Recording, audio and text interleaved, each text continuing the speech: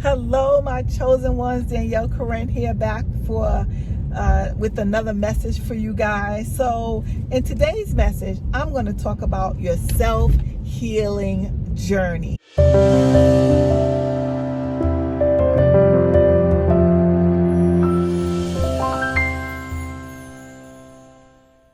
So your self-healing journey.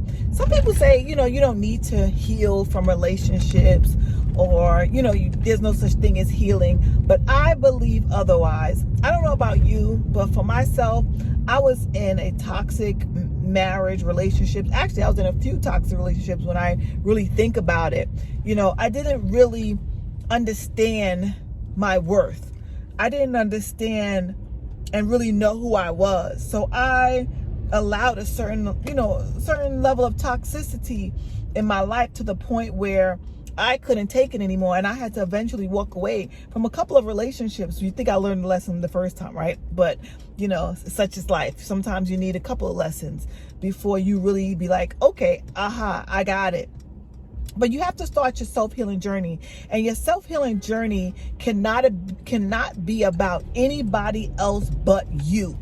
This is all about you, knowing your self-worth, having self-love, having self-discipline, learning who you are, right? Setting your boundaries. This is all your journey of healing your past, of healing the traumas, of healing your childhood wounds, and I don't think anybody is really, can say that they don't have any childhood wounds. Even if you had the best childhood possible, there was something about your childhood that you feel wounded you. And so we walk around with these wounds, we walk around with this hurt and this pain, and then we connect in relationships unconsciously, and not realizing that we are recreating these same type of scenarios in our life. Now we're no longer children, but we're still attracting things that was similar to us when we were children, the traumas, right?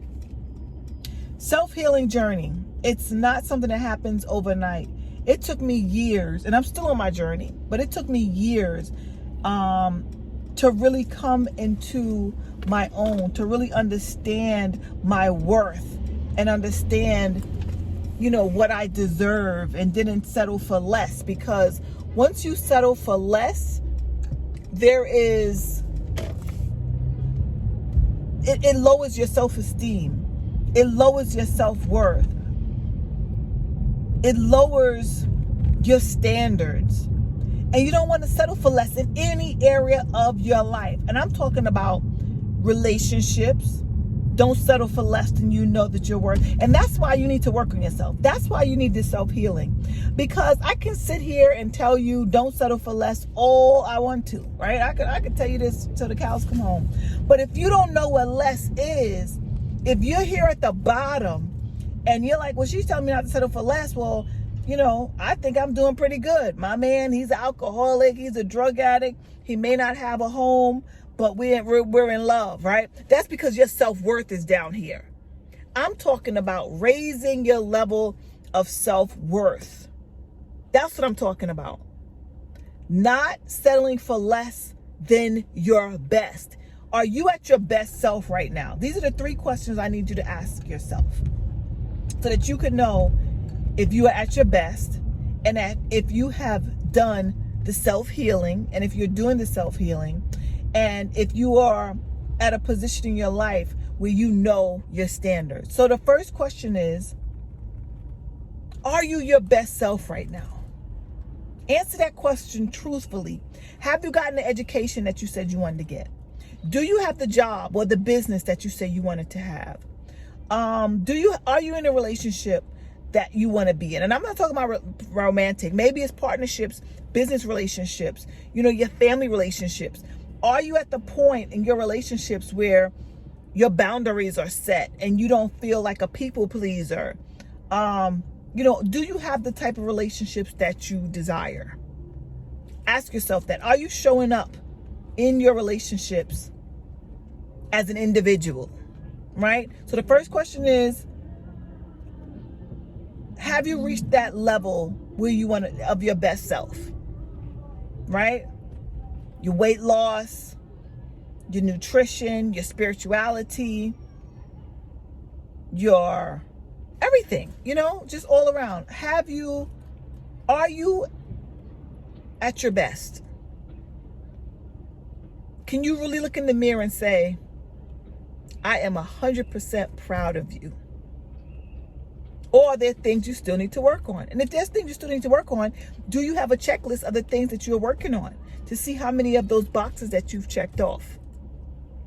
Second thing, where are you in your relationships? Are you showing up as an individual? Not somebody that is being coerced or manipulated into relationships that don't serve you. Are you setting your boundaries in your relationships? Are you feeling fulfilled in your relationships? This is how you know you're on your journey of self-healing, or you are self-healing. And the third question is, have you done the shadow work? Are you afraid of yourself?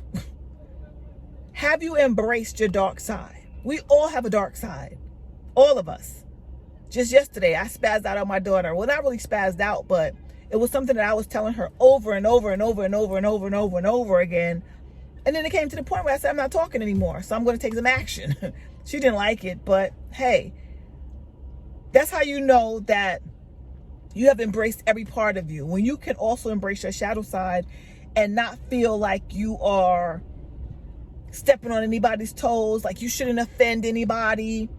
You have to embrace every part of you. So that is number 3. Have you embraced your shadow side? And I'm not saying just going out and being a total bitch. I'm talking about,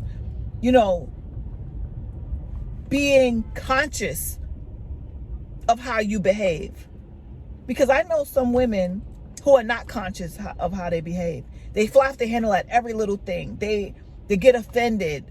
Their ego and their pride is really at the forefront of their life. I'm talking about the fact that you have tamed your ego, you have understood who you are, and now sometimes you have to let out the shadow to let people know that you have boundaries that don't need to be crossed. And I don't care who it is, whether it's your spouse, your parents, your children, you have to let that out, because otherwise, again, you'll become a doormat. And that's not a part of self-healing. Being a doormat is not a part of self-healing. Self-healing is knowing your worth, knowing your boundaries, knowing when to unleash your shadow side, showing up in relationships with your standards, and understanding who you are as a whole. The spiritual side as well as the physical side. You can't let just your spiritual side just overtake your physical, because we have to live in this physical reality. And you just can't let all the physical pleasures take over your spiritual side, because now you're going to diminish your purpose and your mission here. So it's a balance. It's a delicate balance. And that is part of self-healing, knowing your spiritual side as well as your physical side, all dimensions of yourself. So your road to self-healing has those 3 components. So are you embracing those 3 components of self-healing? And if you are, congratulations. And it doesn't stop. It's something that you continuously have to work on and focus on. Okay? And as you continue to do that, you'll become a better version of yourself each and every day. Every morning when you wake up, just tell yourself, today, I am the best version of myself. Today, I am the best version of myself. And over time, you will conquer so many obstacles.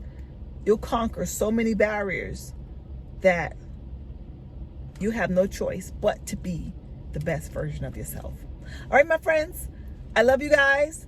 If you enjoyed this video, please subscribe to my channel, like this video, give it a thumbs up, comment down below, and I'll see you guys in the next video. Until then, love, light, and of course, peace.